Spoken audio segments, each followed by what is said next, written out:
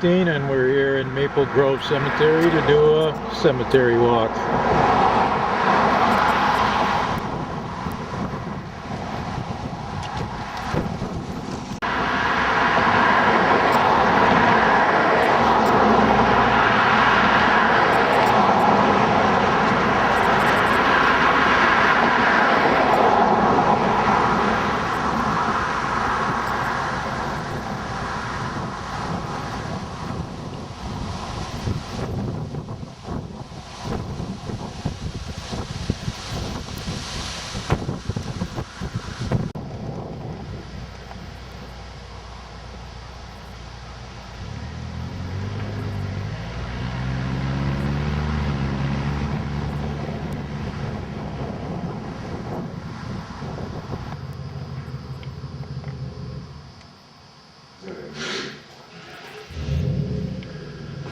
This is inside the chapel over the fireplace.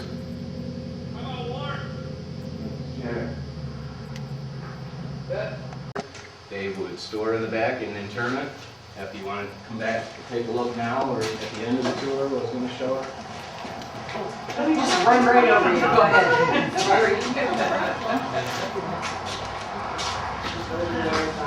not always ideally decorated, and depending on the climate, or the family's request, it takes like most of that.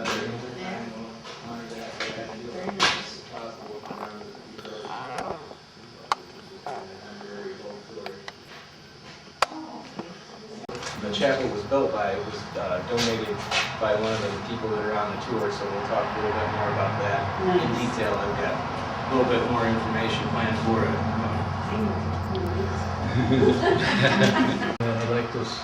I'd like a receiving vault built, and this is what became of that. He had In the plaque. specifications and then what type of stone and the material, how much money, Nice. X amount of money was allotted to build it with. Sadly, it didn't stay where we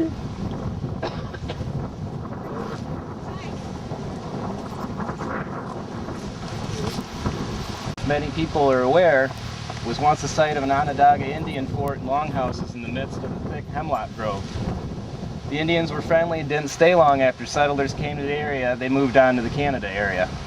The first log house in Candor was built here for Thomas Hollister in 1793 by the first settlers, Hollister, Elijah Smith, Collins Ludington, and Job Judd Sr., who had come from Connecticut in the summer.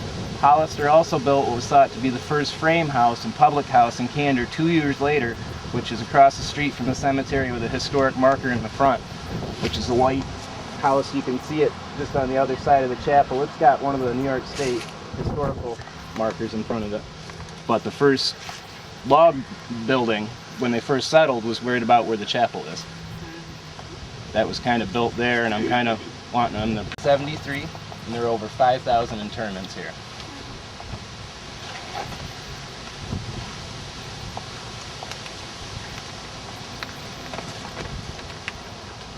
First on the tour, we'll have Cyrus Arthur Stubb Beebe. 1898, he passed away in 1963.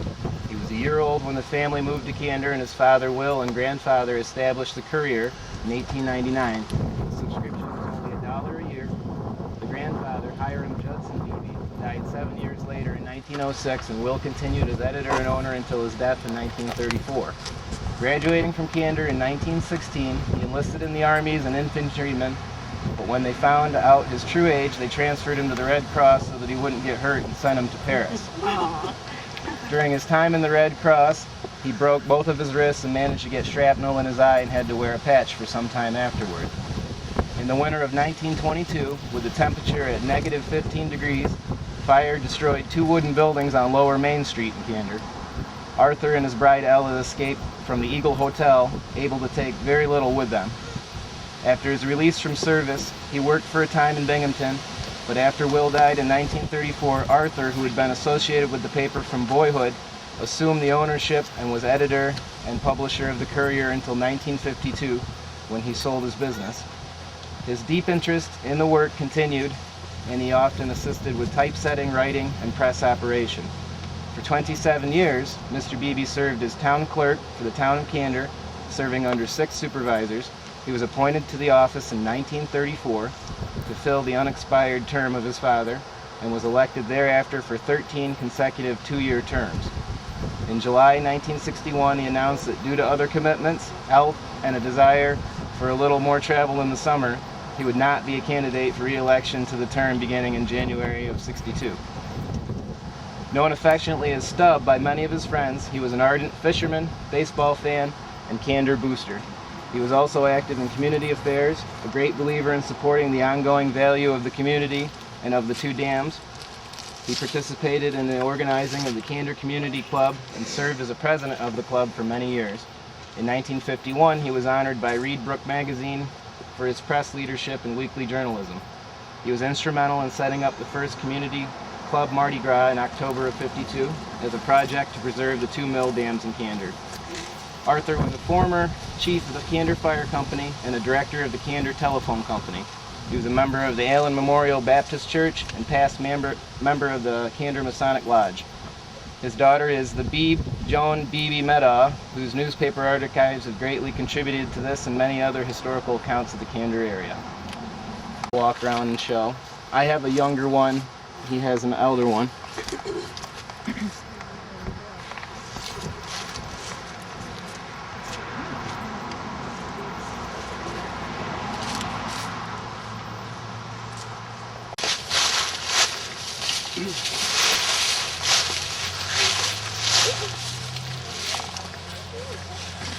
Arnold E. Hilbert, born in 1902, passed away in 1975. The doctor lived on Kinney Street and served as mayor of Candor from 1960 through 1974. He was a native of Candor and graduated from the Candor High School and then Cornell University of Veterinary College. He was a member and past member of the Candor Masonic Lodge, a past senior deacon of the New York State Grand Lodge, and a member of the Shriners Committee of Masonic Benevolence. He was a member of the Candor Volunteer Fire Department for over 40 years and served as its treasurer. He was a member of the past trustee of the Congregational Church, a member of the board of directors of Tioga State Bank, Tioga General Hospital, Board of Education, a member of the Candor Grange, Candor Cemetery Association, and Candor War Dads.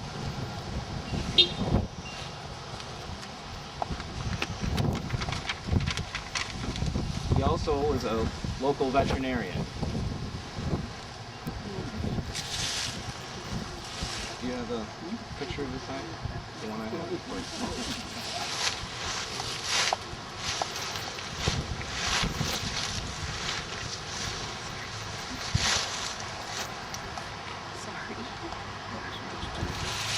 At the bottom, you'll see his shingle. It's at Mill Pond Antiques. They were offered $400 for it and declined because they think it should go to the Historical Society.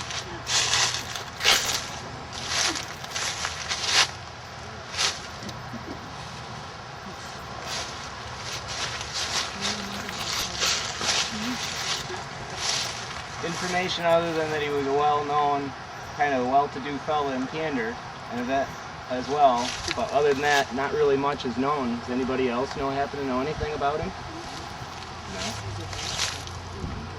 Well, he was a Mason. Quite a few of our profiles, the people were Masons, active in the community and contributed a lot to the area. I would say at least 3/4 of them were.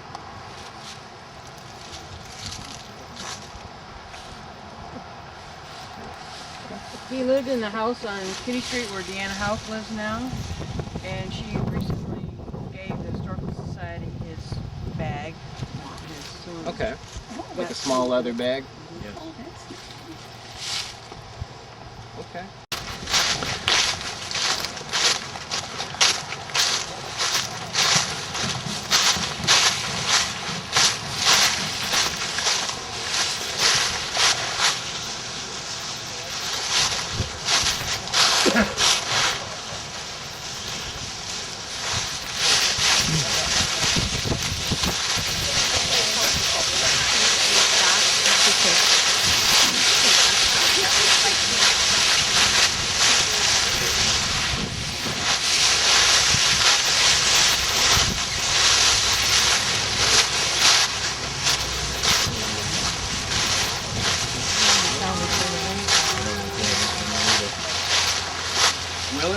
Bostwick was born in 1861 and passed away in 1937. He and his brother owned the hay barn on Rich Street in Candor, which was struck by lightning and burned down in 1893. Rebuilt is now the site of Candor Home Central. He also dealt in farm produce, horses, and mules. In 1902, he bought the Upper Brick Grist Mill and dam and sold it 3 years later. In 1904, he built a large Victorian-style home at 99 Main Street. In 1943, 6 years after he passed, his only granddaughter, Emily, was married in the home by the Reverend Charles Sykes, who then owned the home. His brick hardware store in the lower part of Main Street, the Eagle Hotel, was lost in the 1914's fire. He was a member of the Candor Lodge of Odd Fellows and one of the most successful businessmen of the village and one of the town's leading citizens. He was advertised as always at home to all corners who desire to make a deal in horseflesh. In 1912, his leg was broken by a horse. And I'm sure probably a lot of you are going to recognize the house I'm talking about.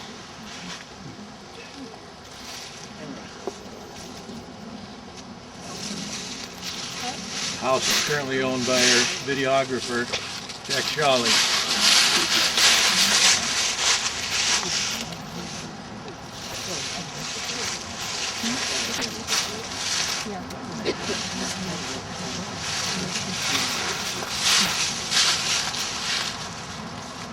6 years after he passed away, his granddaughter, Emily, was married in the house, and the house was occupied by Reverend Charles Sykes that pastored both McKinley Church, the Congregational Church and St. Mark's. So Emily's granddaughter's wedding was performed in Grandpa's house a few years after he passed.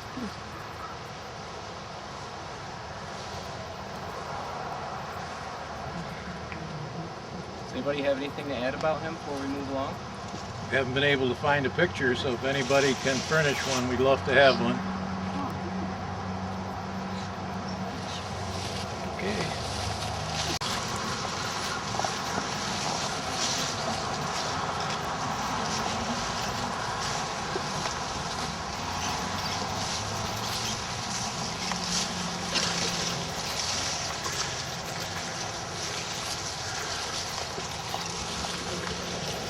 That's a hard one to say. Vic and I have an ongoing debate on how this name is pronounced, so anyone's popular majority would be appreciated. I say it's Epenetus, or Epenetus. Ebenezer. Epenetus? That would have been my guess too, like Epinetus.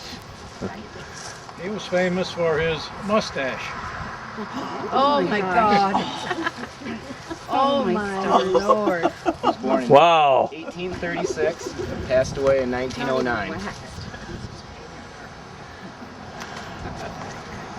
What I have here is dramatically edited by the New York State Legislative Souvenir of 1894. Earlier in his political career, Howard served as a township supervisor and was a candidate of the Greenback Party for the U.S. House of Representatives, New York Secretary of the State, and Governor of New York. He engaged in the mercantile business in Tompkins County until about 1852, when he returned to the town of Elizabeth. 2 years later, he returned to Tompkins County, settling in the village of Caroline. Howe married in 1859 to Sarah Legg, being childless through the duration of their 50 years of marriage. While in Caroline, he purchased a farm and operated it for a number of years, and in the mid-1870s entered into local politics, being elected as supervisor of the township of Caroline on 2 occasions, 1876 and 1877. In the later year, he was switched political allegiance to the Greenback Party, having formerly been a voter of the Republican and Democratic tickets. The Greenback Party experienced its heyday in the late 1870s and early 1880s, running presidential candidates on 3 occasions and also fielding nearly 24 U.S. House of Representatives elected between 1879 and 1888. In 1885, he moved from Tompkins County in the neighboring county of Tioga County, New York, settling in the town of Candor. He served as the first village president from 1900 to 1904, prominent in temperance work, and was said to be a grand lecturer. Perhaps sensing a change in the political winds of the time, Howe left the Greenback Party in 1888 when he campaigned for Benjamin Harrison, who went on to be elected president that year. Howe's early years saw him become active in both the Speedsville and Candor Granges, serving as master of the later lodge for several years. And a lot of you will recognize his home as well. It's where the Candor Veterinary Office is, Overtown. Oh, okay. Yeah. Ralph Glenn used to live in it. Yep. I wondered if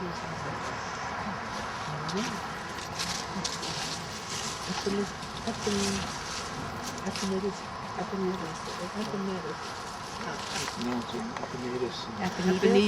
That's what my wife thought, Epinetus, because Epinesia back then, a name like that. Because I had thought myself Epinetus, but she thought Epinetus. Well, it makes sense. It does, because of the... Some feeling. Yes, a little bit. Dick, before we go.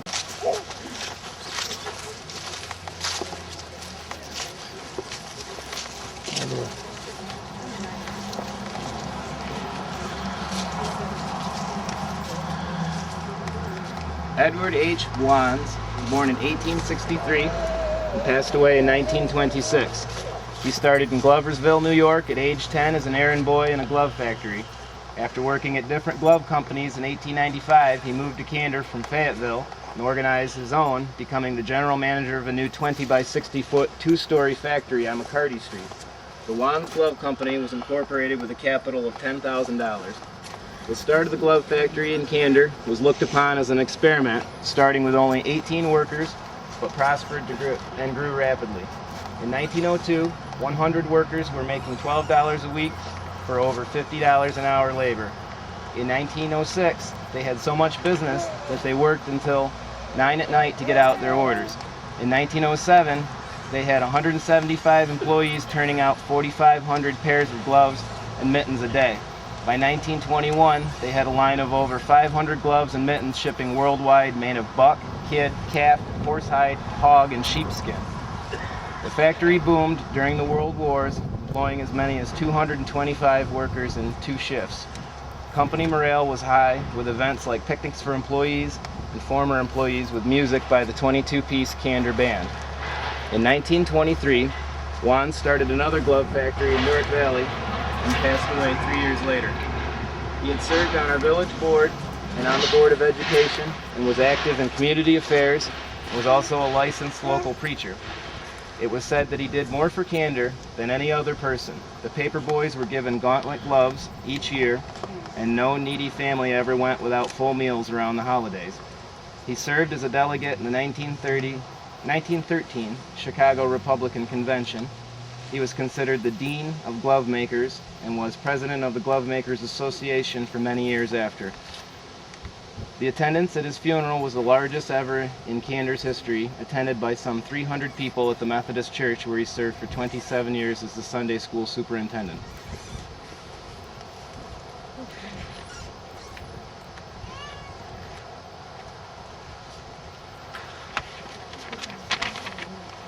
Now, wasn't there a tannery in Catatuck? Is that where he got a lot of his? There was one in Candor as well. Was there If one I'm not here? mistaken, it's across from Humboldt and Park Street, down on the end there where that curved road cuts around in that general area. That road was originally called Bark Street because that's where they took the stuff for the Because candy. from what I understand, there was one up on the hill, you go up Dominic Hill, and in the field somewhere up there, there was a tannery also, somewhere up there. They were pretty common in the area all along the creek, probably numerous ones I think I've read about from different times. But Edward Wands, he also had another famous local house, and at the top of my page here is also a picture of his factory. It's no longer there now, but it would have been on McCarty Street.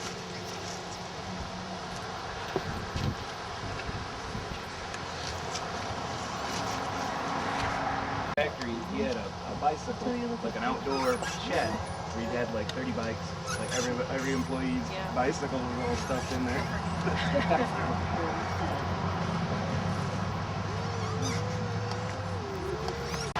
Lincoln, how are you doing? Are you cold? Mr. Lincoln. let's see, this is 6, out of 14. 14. So 7 would be half if it starts to rain. So this is Miller. We won't be offended. Oh, A lot of you might have noticed, and there's a plaque on the wall that says the building was dedicated by John Snover. Well, I'm going to tell you about him. I'm going to skip to the end of it, to the end of what was originally in plan, and tell you about him. He was born in 1829. He passed away in 1904. He was born in New Jersey. Came to Candor about 1830 with his parents. He married Nancy, who was born in Candor. He and his wife were childless, but did adopt a daughter, Lily. He became a well-to-do gentleman sheep farmer and did carpentry as a hobby, even with a hand partially disabled in an accident with an axe when he was about 10. In 1886, he was the second owner of the first brick home in Candor on Tuttle Hill Road. He became a master carpenter who owned many houses in Candor, one of them on Spencer Hill Road outside of the village. He bought the first horseless carriage in Candor in the fall of 1902, a Decker Mobile built at the Decker Automatic Telephone Exchange in Owego. It looked very much like an open Victorian carriage. It must have been too complicated because he was sent back buying another car on a trip to the Madison Square Garden Auto Show a few months later. He died the next year at 75, a week after suffering a stroke from trying to start his car in front of the post office. His beloved horse, Billy, is rumored to be buried beside him in the cemetery. His will specified the following. First, to pay all debts and funeral expenses, and second, to convert all property into cash and dispose of as follows. $100 to be set aside and invested for perpetual care. The remainder of the funds, or as much as necessary, to purchase and erect a monument to myself and my wife as specified in the plan left by me dated 5/26/1902. The material to be dark Quincy granite. The cost was $5,000. 10 years after his death, it was erected for a labor cost of $3,050. It weighed over 40 tons. The life-size figure is of white Italian marble, and the cap overhead weighs 5 tons alone. If there are any funds remaining, then said remains shall be given to the trustees of the Maple Grove Cemetery to be used to erect a stone or brick receiving vault on the grounds of the cemetery. It was not built until 11 years later, after his passing, in the summer of 1925, with the material arriving by freight train. Erected by J.F. Snover, shall be etched into a dark Quincy granite stone in the wall over the entrance. There was no granite used in building the receiving vault, but there is a plaque inside the cobblestone face receiving vault mounted on the face of the fireplace. In the Waverly Press and Tioga County Record, Friday, March 25th, 1910, before he died, he had also expended a large sum of money on his cemetery plot, building an expensive fence about it, and the bodies of both him and his wife were placed in expensive stone coffins. W.P. Fletcher, a nephew, contested the will but has now been defeated. John and Nancy Snover's plot is about 20 feet square, with the monument near 18 feet tall. The full size of the statue in the middle is of a man wearing an apron and holding a saw in one hand and a wood plane in the other. This was to commemorate his skills as a cooper, wagon maker, and carpenter. From the Binghamton Sunday Press, September 29, 1957, memorial to local cabinet maker. A strange memorial to himself was erected in Candor Cemetery at the turn of the century by John F. Snover, a local cabinet maker who died in 1904. Carpenter leaves mark for Candor posterity.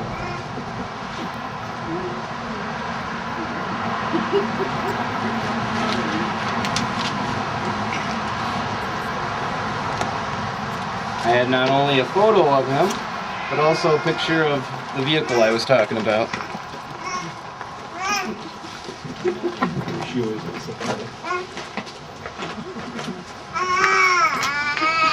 Through some things and saw the John Snover photo and said, hey, I know who that is, from where I work.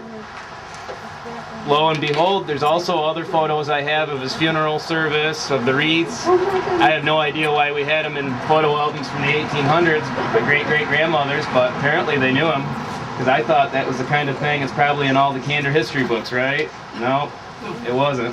So it was kind of a neat kind of thing to find out that it was the only one. or only set of them that anybody's seen as far as we know. Nobody's contested it yet.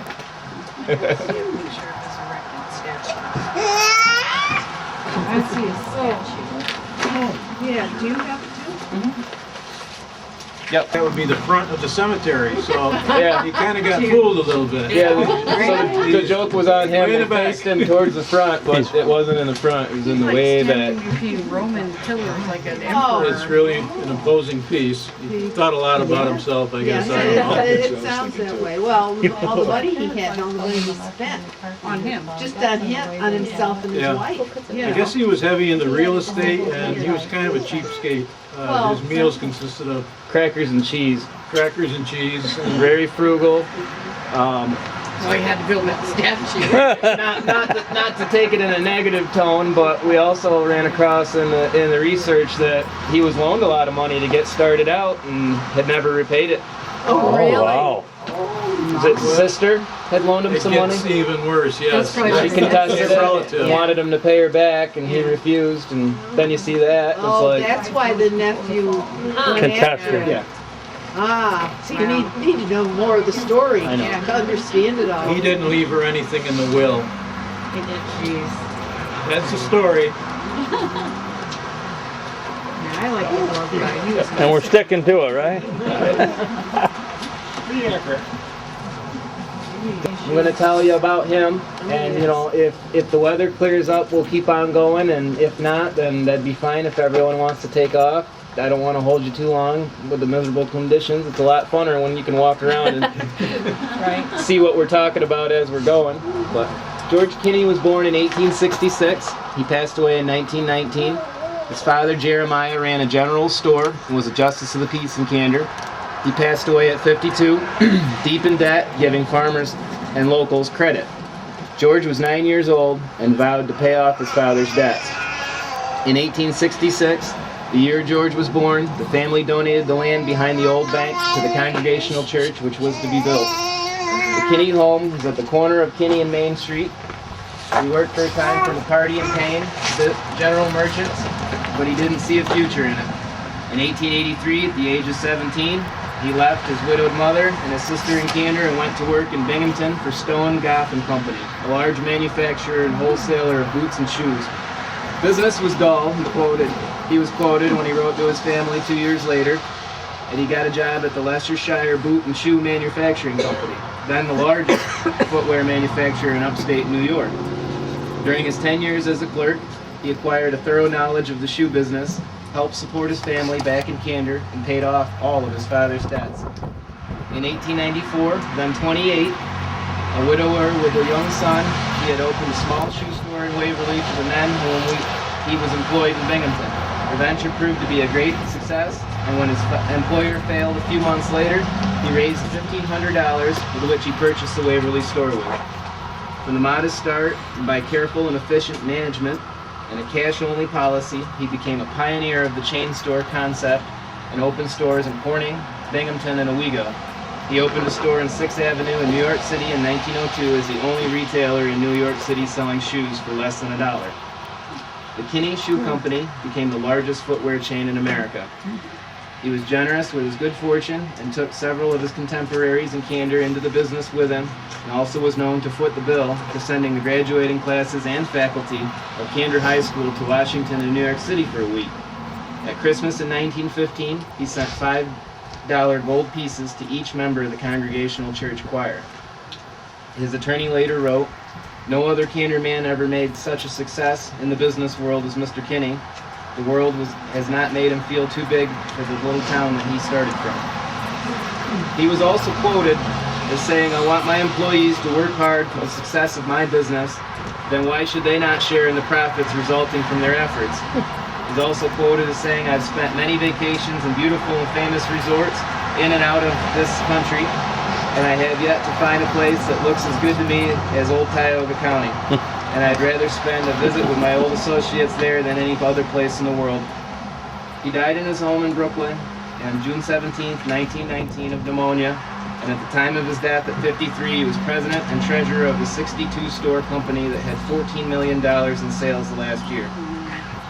His idea to sell quality, inexpensive shoes in volume made our famous Kinder Boy famous. He was buried Friday, June 20th, and all his stores closed on that day as a tribute of respect. Besides his wife, he was survived by 2 sons in Brooklyn and a sister in Kinder. This is Edward Woodford, who died in 1931. His boyhood friend, Edwin Crown, became president of the company, and he is also buried in Maple Grove Cemetery. The $10,000 mausoleum, built of the best bar granite, worth $235,000 in today's money, was delivered in 1914 on 4 open railroad freight cars and weighs 73 tons, with 3 tons of Italian marble for just the interior. The roof is one solid piece of stone weighing 21 tons that was loaded on a special car on end to clear bridges and needed the railroad company's steam derrick just to unload it. In the rear of the mausoleum, there's a specially designed stained glass window.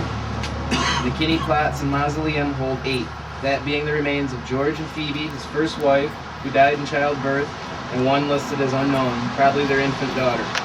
Also, Ella Mae, George's second wife, Leroy, his son, Ella, Leroy's wife, Jeremiah, George's father, and Mary Louise, the second wife of his father, known as Minnie, who has a stone here with Minnie Kinney on it. And I worked for Kinney's when I was a kid. And I did a great job, you know. I had real high sales, and of course I didn't get any profits from the company, but I did get letters every now and then telling what a great job I was doing. So they continued that part anyway. That's great. And that was in the 70s. I don't know about now. I think they were bought out by Yeah, I was just wondering what happened to him. I remember them. Foot Locker, something like that became part of that, I think, but I don't really know. But yeah, they were sold out. Just like the knives of There's holes. We're in the middle of trying to fill them in, but it's just a little kind of shaky on the grain, so be really careful. It's hard to see also with the leaves. George F. Rowe, born in 1863 and passed away in 1928. He was a local iceman, delivering 3 times a week, and also the local undertaker.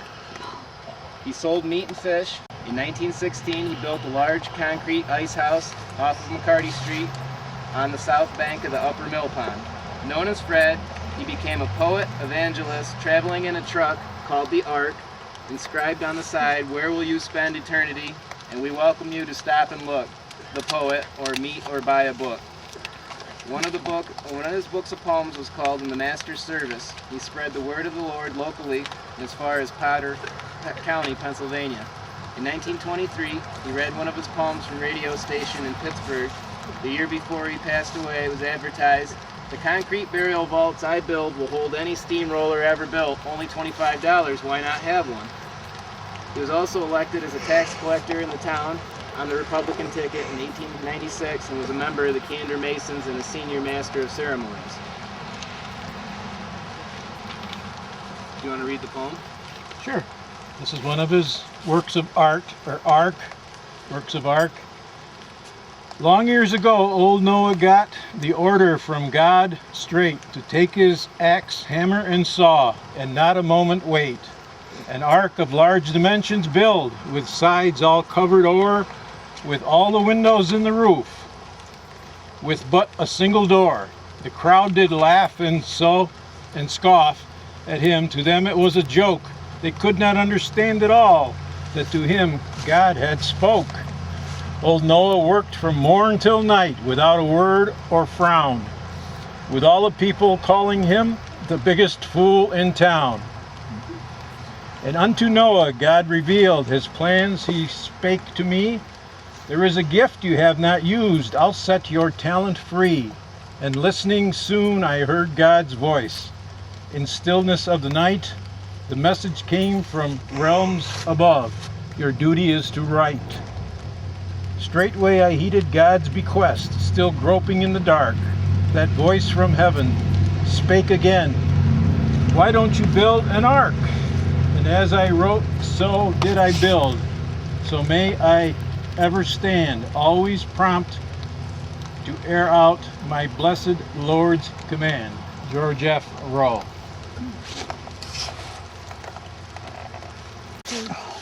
He would deliver ice, travel the countryside. How about that? Remember who delivered the Arthur Beebe's father.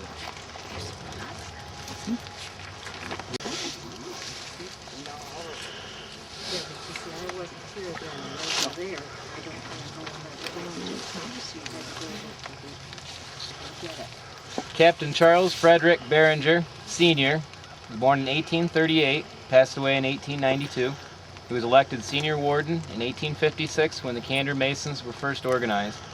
He volunteered in 1861 and served in Company K, 26th Infantry Regiment, and in the 137th Infantry Regiment, New York Volunteers during the Civil War. He was wounded in the leg July 2nd, 1863 at Gettysburg, Pennsylvania, and was also wounded in the Battle of Peachtree Creek, Georgia. He was discharged for disability with impaired health in November of 1864.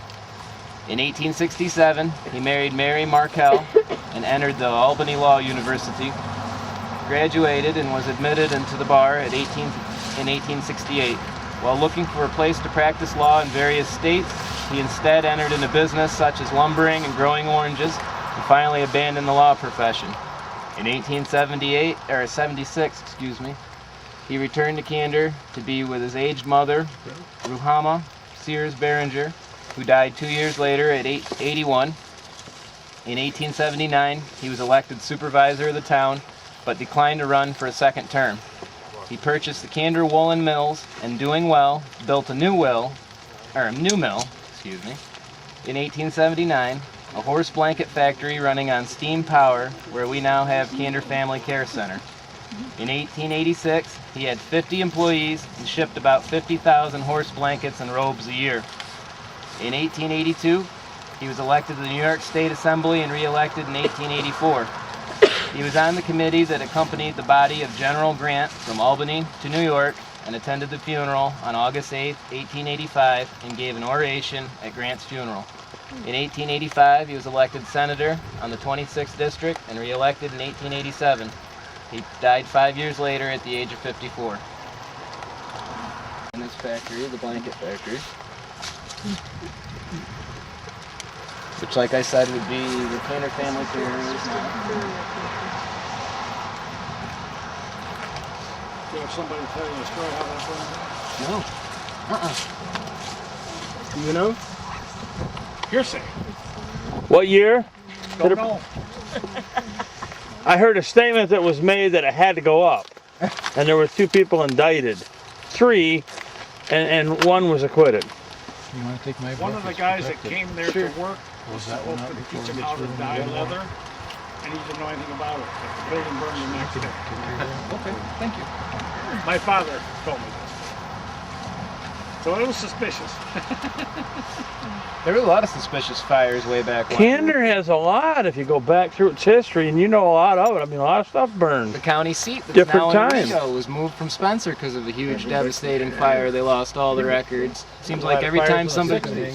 Oh, Yeah. Barns. Well, it seemed like every time somebody got upset with something, they just burned Something it down. burned. Well, the story is along there by where the chapel is now and where the bar was there. Yep. So that shoe store burned there, and there wasn't any shoes in the boxes. Because the story is that the guys dragged the hose cart from way up at the other end of town, and also they had a lot of competition between the 2 car companies. Yeah, I've heard that. And they found out there was no shoes in the shoe boxes.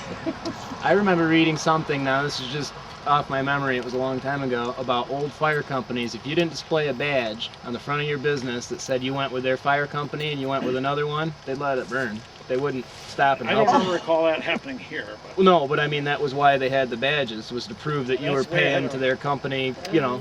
That was like, I guess, early 1900s. Not around here, Still but just... going on in Manhattan. no, still, it's still going on in Ohio. If you don't subscribe to the fire company, they don't come. Here it's Texas. Cold and tired. Yeah. They just sit in the car. All right, well, we'll move along to the next. Luckily, it's not too terribly far. I did read an article, though, about the shoe factory. I went to one of the museums and read an article in the paper. There's a lot of information out there. You guys do a good job with that. Uncle Nick. On this side. There's some on that side too, but I don't know about that. They share the same stone though, huh? Yep. That's interesting. Oh, that's okay. This is. Last time I was on the other side and I couldn't. Oh, you were wondering why the name didn't Yeah, match up? yeah. Okay. Florilla S. Bunley Whitley, born in 1835, and she passed away in 1913. This account, which is edited and condensed, first appeared in the Candor Chronicle and may be found on www.ithaca.com in its entirety. Married in 1856, Florilla and John had one son, Noel, born in 1857, delivered by Florilla's mother. John contracted typhoid serving in the Civil War and died at home at 31, the day before his 10th wedding anniversary. Widowed at 31, Florilla waited her entire life to be reunited with her husband, Captain John W. Whitley Jr., 1st New York Veterans Cavalry, here in Maple Grove Cemetery. That happened September 4th, 2014, 101 years after she died at the age of 78. Florilla raised her son as a single mother and remained mostly with her parents in Candor. She sold eggs, poultry, and butter, mostly lived a frugal life on her war widow's pension, about $20 a month. In 1867, she gave $50 to the Congregational Church of Candor to help build the church edifice, and did the same the next year. Sometime in the early 1890s, after her parents had passed away and her son had set up his family in Seattle, Washington, she moved west to be with them. Writers note, in 1889, she sold the Bunnell farm to Melvin Corson for $8,000. Florilla likely helped raise her grandchildren and then was present for the birth of her 4 great-grandchildren in the late 1900s and early 1910s. She passed away in July of 1913 at the age of 78 in the seaport town of Port Townsend, where it is believed that she had been for some time suffering from liver cancer. In all the years of her husband's death, she never married or never remarried. A promise of this was engraved on her memorial of her husband. For just under his name is stated simply, his wife Florilla S., 10th of March, 1835. Her death date being blank, awaiting the last day on earth, and for her to take her final resting place beside him. And that was how 2 of her descendants found this grave some 98 years later. In 2001, they came to Tioga County to see where their families came from and do research, when they realized that Florilla was never buried here. For several years, the search was on. At the time, it wasn't even known that she had left Candor, and eventually a death certificate was found in Washington State. Cemetery searches came up empty. Obvious locations such as burial sites of her grandchildren were negative also. Finally, it was discovered that the undertakers in Seattle, Butterworth Funeral Home, were still in operation. They reviewed the records carefully and responded that while they had no funeral records for her, they had realized a remarkable thing. They had found records for her cremation and had located her remains in their permanent storage. 101 years later, she was still waiting to come home, and now she's here.